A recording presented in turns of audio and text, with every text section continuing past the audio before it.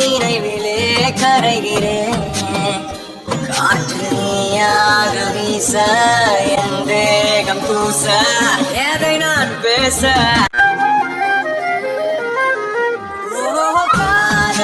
கண் கட்டுதே கவிதை பேசி கை தட்டுதே.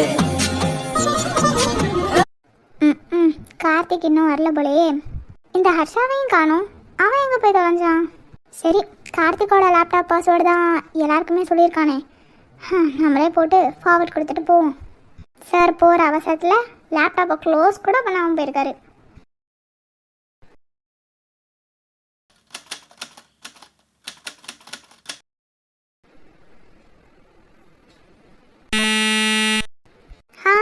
என்ன இன்கரெக்ட்னு வருது? மறுபடியும் போட்டு பார்ப்போம்.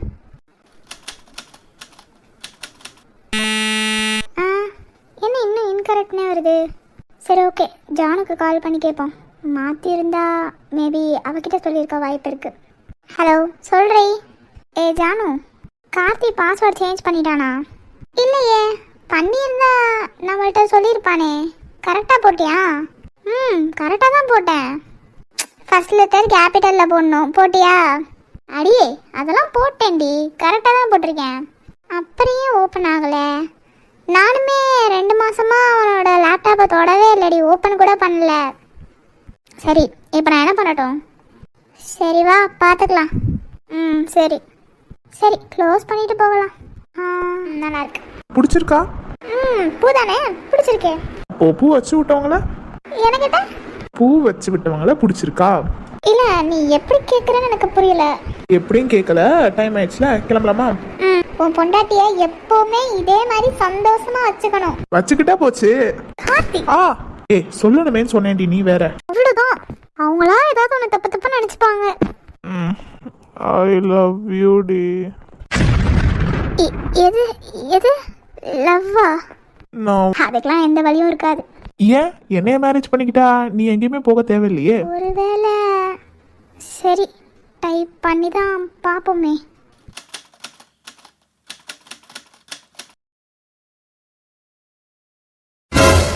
என்னது ஓப்பன் ஆயிடுச்சு? அம்மா, அப்பா, தம்பி, தங்கச்சி பேரெல்லாம் வைக்காம ஏன் ஏன் ஏன் பேரை வச்சிருக்கான்? ஒரு வேளை அவன் அன்னைக்கு சொன்னது அவன் மனசுல நம்ம இருக்கோமா? சே, அப்படிலாம் இருக்காது. எப்படி எப்படி அப்படிலாம் இருக்கும்? ஆனால் ஏன் பாஸ்வேர்டில் இப்படி வச்சுருக்கான்? எனக்கு ஒன்றும் புரியல. சரி, அவனா வந்து சொன்னா பார்த்துக்கலாம். இப்போது இதை ஃபார்வர்ட் பண்ணிவிட்டு போகலாம். என்னடி ஓப்பன் ஆகலைன்னு சொன்னேன்? அது வந்து என்னோட மிஸ்டேக் தாண்டி. நான் கேப்ஸ் லாக் கொடுத்துட்டு ஃபுல் நேமையும் டைப் பண்ணியிருப்பேன் போல். அகைன் போட்டேன், ஓப்பன் ஆகிட்டு. ஓ அப்படியா? சரி விட, வந்துருச்சுல, அது போதும்.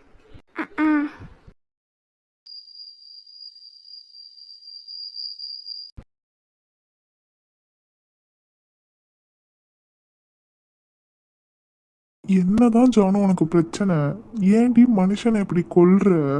காலிலேருந்து எத்தனை ஃபோன் பண்ணியிருப்பேன், மெசேஜ் பண்ணியிருப்பேன், எதுக்குமே நீ ரெஸ்பான்ஸ் பண்ணவே இல்லையேடி. ஈவினிங்லேருந்து நீ எங்கடி இருந்த?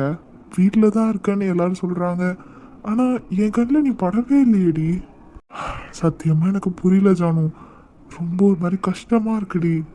எப்போவுமே நம்மக்கிட்ட நல்லா பேசிகிட்டு இருக்கவங்க திடீர்னு என்ன ரீசன்னே சொல்லாமல் பேசாமல் இருந்தா எப்படி? இப்போவும் பாரு, உட்காந்து நீ பாட்டுக்கு சாப்பிட்டுட்டே இருக்க தவிர என்னை ஒரு தடவையாவது பார்க்குறியாடி?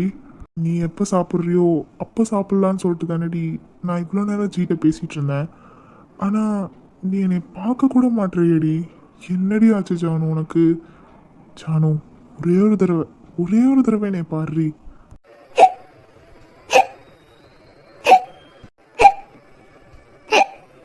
ஜானு, தண்ணி குடிச்சிட்டு சாப்பிடு. ஜானு, ஒரே ஒரு தடவை என்னை பாடுறி ப்ளீஸ் டி. போதுமா? எஸ். ஜா.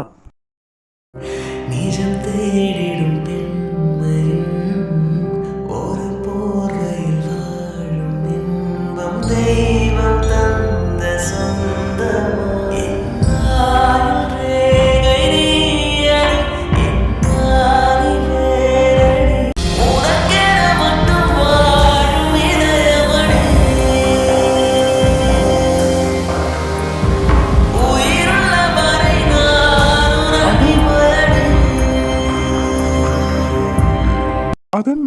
விக்கல் வந்தோடனே என்னை பார்த்துட்டு அப்புறம் குமிஞ்சிட்ட. ஸோ என்கிட்ட பேச மாட்டேன் அப்படி தானே? என்ன ரீசன் கேட்டாலும் சொல்ல மாட்டேன். பார்க்குறேன் ஜானு, எவ்வளோ நாள் தான் நீ என் கூட பேசாமல் இருக்கன்னு நானும் பார்க்குறேன். ஆனால் நீ ஏன் பேசாமல் இருக்கன்ற ரீசனை நான் கூடிய சீக்கிரம் கண்டுபிடிக்கிறேன். கார்த்திக் என்னைய லவ் பண்ணுறானா? ஐயோ, அப்படி இருந்தால் நான் என்ன சொல்கிறது?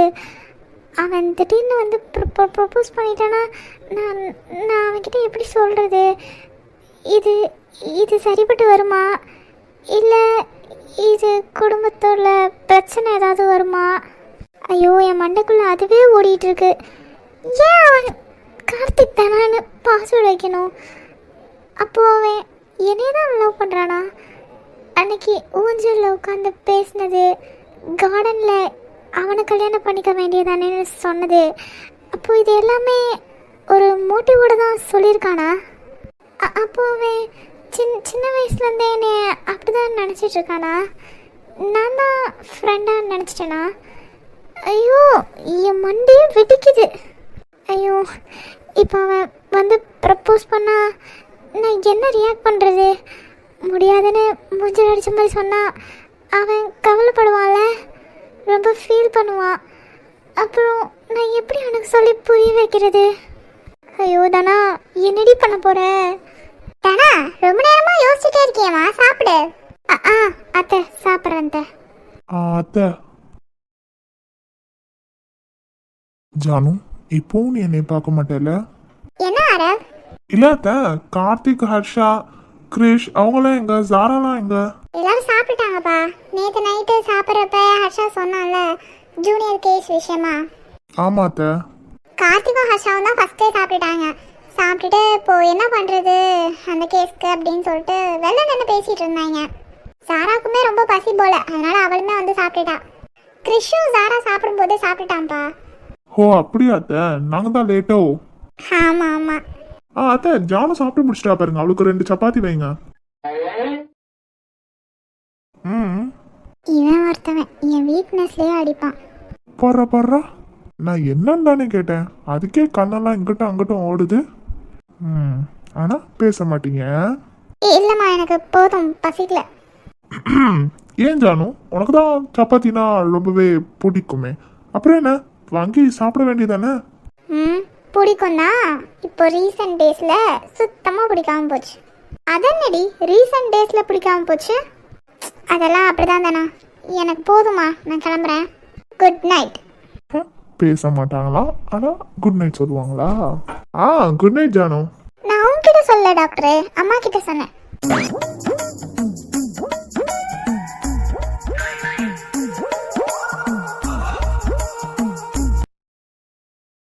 கிளம்புறேம்மா. அடி ஜானு. பொடி ஜிலேபி சின்ன அரைக்கி. ஆரவ், என்ன பண்ண அவளை? நான் என்னடி பண்ணேன்? எனக்கு தெரிஞ்ச வரைக்கும் அவ உன் மேல கோவமா இருக்கா. என்ன விஷயம் நீ கேளு. ஏமா, உன் ஃப்ரெண்டு கிட்ட நான் காலில் விழுகாத குறையா கேட்டுட்டேன். அவ சொல்ற மாதிரி தெரியல, இனிமே நான் காலில் விழுந்தாதான் சொல்லுவா போல. ஆமாப்பா ஆரவ், எனக்குமே தோணுது அவ உன் மேலதான் ஏதோ கோவமா இருக்கா. ஐயோ அத்தை, எனக்கு அது புரியுது. ஆனா அத உங்க பொண்ணு சொன்னாதானே எனக்கு தெரியும். நானா கண்டுபிடிக்கிறதுக்கு நான் என்ன சைக்காலஜிஸ்டா? ஆனா அத்தை, உங்க பொண்ணு பண்றதெல்லாம் பார்த்தாதான் பெசாட்டுக்கு நான் ஒரு சைக்காலஜிஸ்டா ஆயிருக்கலாமான்னு தோணுது. சிரிக்காததானா, எவ்வளவு மாட்டிக்கிட்டு முடிச்சிட்டு இருக்கேன் தெரியுமா? சரி சரி, 2 பேரும் சாப்பிடுங்க. அவ ரொம்ப நாளா கோவமா இருக்க மாட்டா, பேசிடுவா.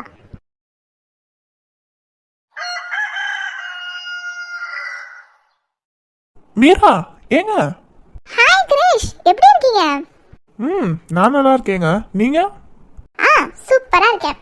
அப்புறம் மீரான் கூப்பிட பழகியாச்சு போலயே. அப்புறம் அடிக்கடி நம்ம இங்கதான் மீட் பண்ணிக்கிறோம். எங்க இந்த சைடு? சும்மா அப்படியே கோயிலுக்கு. Okay okay. ஆமா, உங்க தங்கச்சி பேர் என்ன? ஏன் கேக்குறீங்க? ஐயோ தப்பாலாம் இல்லைங்க. அன்னைக்கு நம்ம ஏரியாவுக்கு வந்தப்பதான் உங்களுக்கு ஒரு தங்கச்சி இருக்காங்கன்னே எனக்கு தெரியும். பட் நீங்களும் கூட்டிட்டு வந்து நான் பார்த்ததில்ல. அது மட்டும் இல்லாம அவங்க பேர் கூட தெரியாது, அதனால தான் கேட்டேன். நானும் சும்மா தாங்க சொன்னேன். அவ என் கூட சேர்ந்து இந்த கோயிலுக்குலாம் வரவே மாட்டா. ஓ சரி, உங்களுக்கு என்னாச்சு? இன்னைக்கு என்கிட்ட நல்லா பேசுறீங்க. ஏங்க? இல்லை ஆக்சுவலாக நான் அன்னைக்கே உங்களை வாட்ச் பண்ணேன். நீங்கள் உங்கள் ஃபேமிலிகிட்ட கூட அவ்வளோவா பேசவே இல்லை. எனட்டையுமே இன்னைக்கு தான் நீங்கள் ஏதோ நல்லா பேசுகிற மாதிரி தெரியுது, அதான் கேட்டேன். சின்ன வயசுல இருந்தே இப்படியே இருந்து பழகிட்டேங்க. மை காட், எப்படிங்க சின்ன வயசுல இருந்து யார்கிட்டயும் அவ்வளோ பேசாம ஒரு மாதிரி ஒட்டாமலே இருந்திருப்பீங்க? அதெல்லாம் அப்படிதான். ஏன் கிரேஷ், உங்க ஃபேமிலியில தான் நிறைய பேர் இருக்காங்க, நல்லா ஜாலியா பேசுறாங்கல்ல, அப்புறம் என்ன நீங்களும் ஜாலியா பேசலாமே. பட் ஆளுக்கு ஃப்ரெண்ட்ஸ். நான் யாருக்கிட்டையும் பெருசா ஃப்ரெண்ட்ஸ் இல்லை.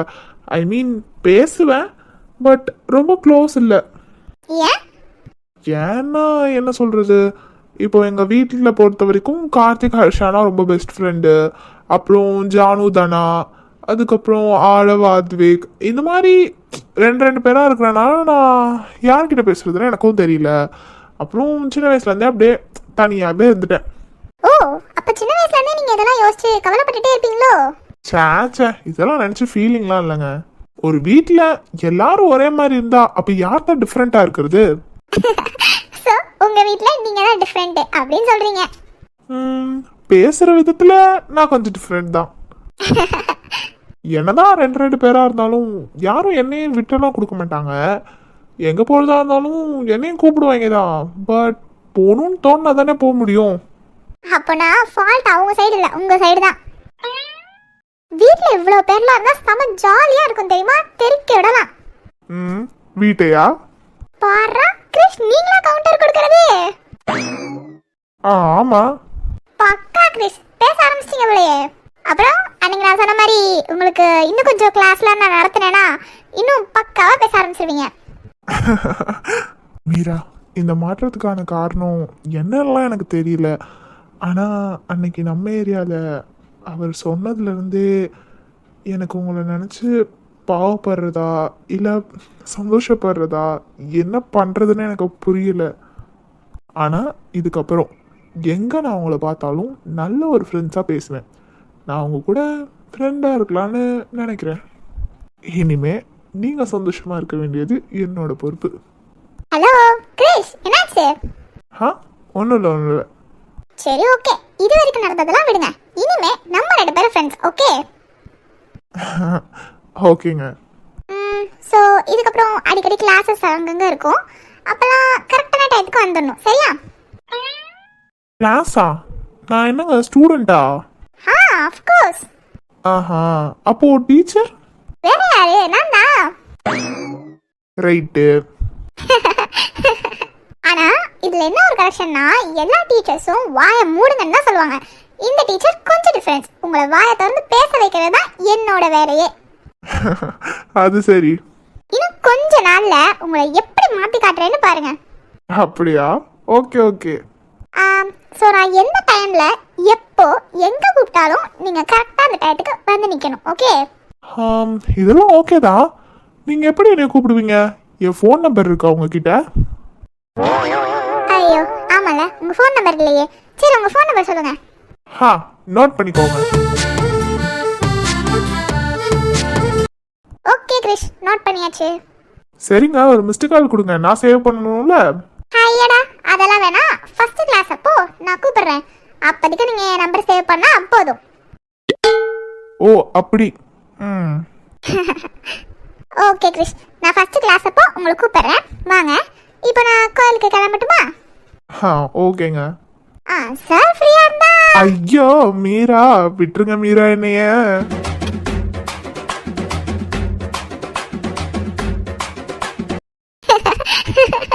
சும்மா சும்மா கூப்பிட்டேன். சரி சரி, நீங்க கிளம்புங்க, பாய். பாய். ஒரு நிமிஷமா. சொல்லுங்க, நீங்க யாரு? நான் யாருன்னு உங்களுக்கு தெரியாது, ஆனால் நீங்கள் யாருன்னு எனக்கு நல்லா தெரியும். என்ன பேசுறீங்க?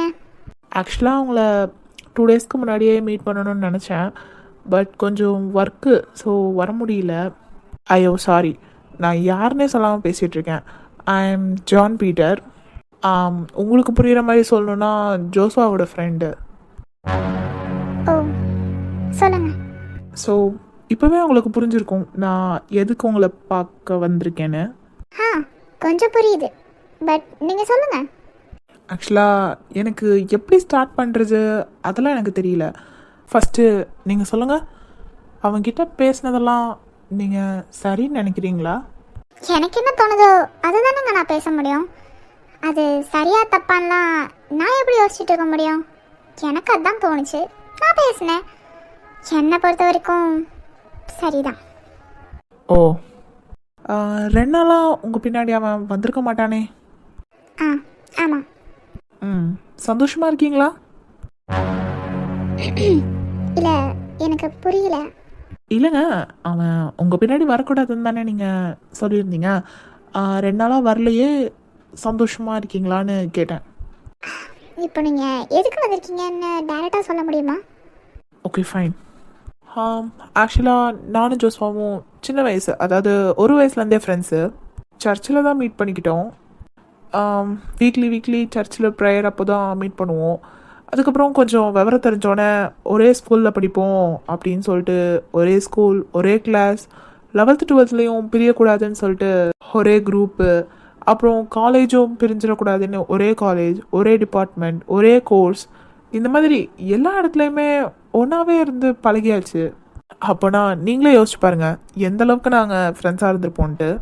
நீங்கள் கூட யோசிக்கலாம், இதெல்லாம் எதுக்குடா சம்மந்தமே இல்லாமல் என்கிட்ட வந்து சொல்லிக்கிட்டு இருக்கா அப்படின்னு சொல்லிட்டு. நாங்கள் நிறைய பேர்கிட்ட பழகியிருக்கோம். அதாவது நாங்கள் 2 பேராக சேர்ந்து எல்லாருக்கிட்டையுமே பழகுவோம். ஆனால் எங்கள் 2 பேர் நடுவில் யாரும் வரக்கூடாது அப்படிங்கிறதுல நாங்கள் ரொம்ப தெளிவாக இருப்போம். 1 வயசுலேருந்து அவன்கிட்ட பழகிட்டு இருக்கேன். இது வரைக்கும் அவனோட சின்ன ஒரு செயல்லையோ இல்லை அவனோட பேச்சிலையோ தப்பு இருந்து நான் இது வரைக்கும் பார்த்ததே கிடையாது. ஆனால் 1 மாதத்துக்கு முன்னாடி தான் அவன் உங்களை பார்த்துருக்கான்.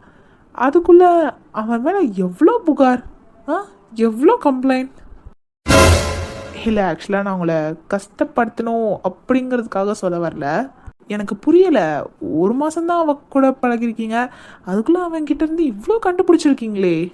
ஆனால் பாருங்களேன், 1 வயசுலேருந்தே அவன் கூட தான் இருக்கேன், அவன்கிட்ட இருந்து ஒரு தப்பு கூட நான் கண்டுபிடிச்சதே இல்லை. அது எப்படிங்க நீங்கள் 1 மாதம் பழக்கத்துலேயே இவ்வளோ கண்டுபிடிச்சிருக்கீங்க? நான் 1 வயசுலேருந்து அவன் கூட பழகிட்டு இருக்கேன், எனக்கு எதுவுமே தெரில. ஸோ இப்போ உங்கள் ஃப்ரெண்டுக்கு சப்போர்ட் பண்ணி வந்திருக்கீங்களா? சேச்சா, சப்போர்ட்லாம் எதுவும் இல்லைங்க, சும்மா கேட்டுட்டு போகலான்னு வந்தேன். எனக்கு புரியலையா, அதான். அவனை பற்றி கம்ப்ளைண்ட் பண்ணது நீங்கள் தானே, அப்போது உங்ககிட்ட கேட்டால் தானே அதுக்கான பதில் கிடைக்கும், அதனால தான் வந்தேன். அப்புறம் டேவிட் அப்பாவும் நீங்களும் கூட பேசியிருக்கிறதா சொல்லியிருக்கான்.